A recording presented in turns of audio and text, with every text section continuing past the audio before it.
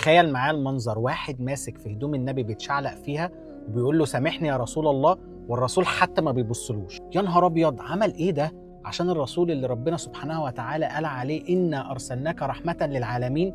الراجل بيترجاه يسامحه وهو أصلا مش شايفه.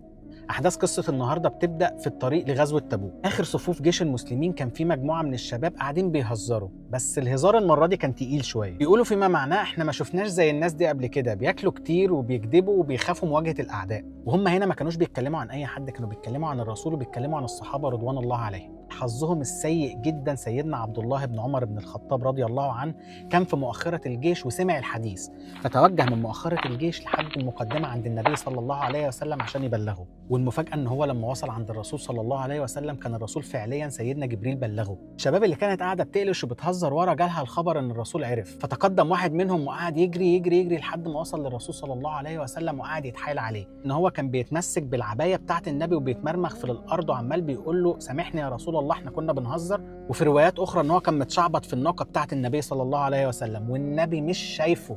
عشان نفهم رد فعل الرسول ليه كان بالطريقة دي، إن سيدنا جبريل عليه السلام نزل بالآيات ولئن سألتهم ليقولن إنما كنا نخوض ونلعب قل أبالله وبآياته ورسوله كنتم تستهزئون لا تعتذروا قد كفرتم بعد إيمانكم. بيفكركش بقى بحاجة الموقف ده؟ وللأسف نفس الغلط اللي غلطوه في بعض الناس بتغلط فيه.